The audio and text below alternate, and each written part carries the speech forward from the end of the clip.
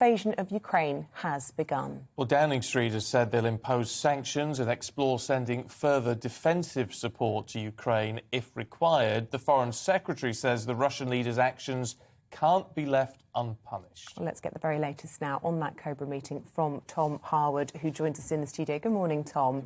Look, a very grave situation, a developing picture, and the Prime Minister chairing this emergency Cobra meeting since 6:30 this morning, so an hour and a half in now.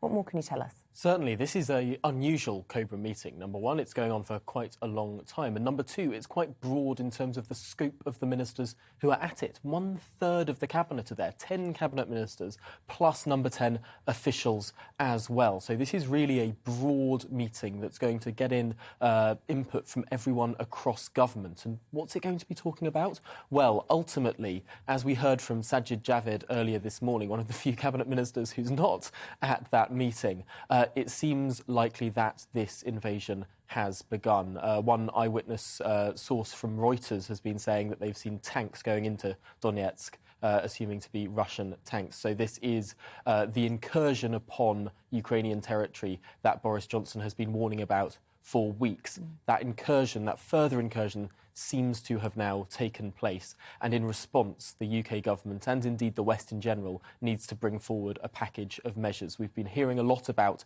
sanctions. We don't know exactly what the specificity of those sanctions will be. Will it cover the private schools that a lot of Russian oligarchs close to Putin send their children to? Will it cover property portfolios in London? Will it even, in a broader European sense, cover the Nord Stream 2 pipeline? This is stuff that has to be worked out not just within the UK, but broader across the West as well. So we'll be hearing the UK side of this shortly. We're expecting a readout from that meeting when it does conclude, and then a statement in Parliament later today. There's also a very big question about whether it is going to mean the deployment of troops. I mean, not necessarily to Ukraine, but to those countries bordering Ukraine to provide support there. And I mean, that is going to be causing a lot of concerns amongst military families this morning. It certainly is, and we can't forget that already hundreds of British troops have been in the wider region. We've been training people there. We're not expecting British troops to see combat themselves. But of course, we have sent anti-tank missiles. We do have a huge number of not only ground troops, but air force and indeed naval assets in the region as well. This is something that the Defence Secretary has been speaking about for some time, and indeed the UK is the country that has provided NATO with its own dedicated aircraft carrier that is currently around Norway. This has been a huge effort on the part of the British Army and the Air Force and the Navy. This is something that people are right to be worried about, because these are people's sons and daughters that are going to that region of the world.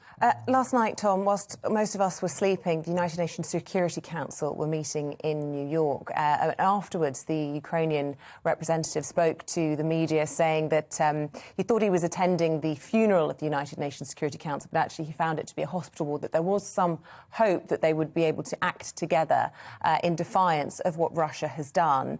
How much power does the UN Security Council hold? Obviously, Russia gave its speech last night, not particularly compelling. Even China came out and said that there needs to be restraint from both sides. But otherwise, there was widespread condemnation. But if that doesn't translate into action, is it just meaningless? Well, the one problem about the Security Council, of course, is that Russia is one of those five powers that holds a veto over any decision. So even if there's almost unanimity of all the members of the Security Council... Which there is.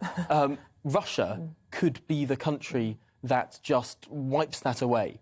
Even if every other member of that council says that Russia, what you're doing is wrong, and we're going to propose a resolution to have a united world against you, Russia could veto that proposal or that resolution. So ultimately, I think that it's not going to be the UN that's going to be the avenue to deal with this, but more smaller international organisations, regional organisations, particularly NATO. But the question is, with the central and continental European powers, will Germany, will France actually follow the British and the Americans in their steadfast commitment to a wide-ranging package of sanctions?